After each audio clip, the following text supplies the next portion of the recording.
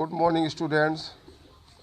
आज हम इंटर की इंग्लिश ग्रामर का फर्स्ट चैप्टर का 8वां पार्ट इम्परेटिव सेंटेंस जिसमें यूज़ ऑफ लेट पढ़ाने जा रहे हैं।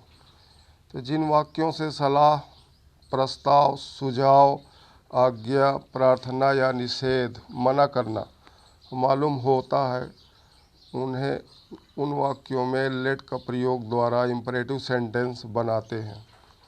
में नियम नंबर 1 है, रिपोर्टिंग वर्ब सेट टू को प्रपोज्ड या सजेस्टेड या एडवाइज्ड या ऑर्डर्ड या रिक्वेस्टेड या फॉरबेड में वाक्य की आवश्यकता के अनुसार बदल देते हैं। नियम नंबर 2, कामास और इन्वर्टेड कामास को हटाकर कनेक्टिव दैट का प्रयोग करते हैं। नियम नंबर 3, लेट को हटाकर शुड का प्रयोग करते हैं। नियम नंबर 4 है, लेट के बाद प्रयुक्त अस को दे अथवा वी में वाक्य की आवश्यकता के अनुसार बदल देते हैं। नियम नंबर 5, रिपोर्टेड स्पीच के वर्ब क्रिया का टेंस या काल में परिवर्तन नहीं करते हैं। नियम नंबर 6 है, यदि रिपोर्टेड स्पीच में इम्परेटिव सेंटेंस के अतिरिक्त कोई अन्य वाक्य भी हो तो उसमें परिवर्तन पूर्व में दिए गए नियमों के अनुसार किया जाएगा। नियम नंबर 7 है, यदि रिपोर्टेड स्पीच से अनुमति लेना या अनुमति देना मालूम हो तो उसमें जो है might be allowed two plus first form of verb का प्रयोग करके इनडायरेक्ट वाक्य बनाते हैं। नेक्स्ट पेज चल रहा। यदि रिपोर्टिंग वर्ब सेट टू के स्थान पर फॉरबेड का प्रयोग करते हैं तो उस वाक्य में नॉट या नेवर का प्रयोग नहीं किया जाएगा।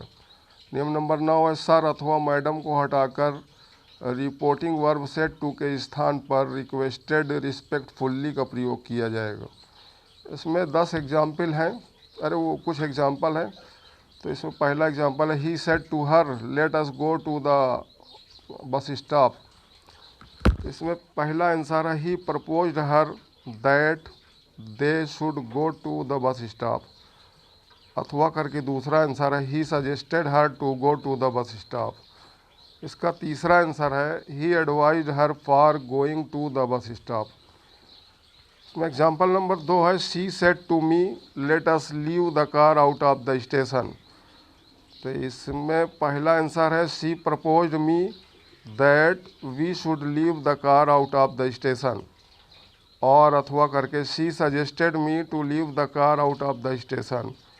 और करके तीसरा आंसर है, she advised me for leaving the car out of station.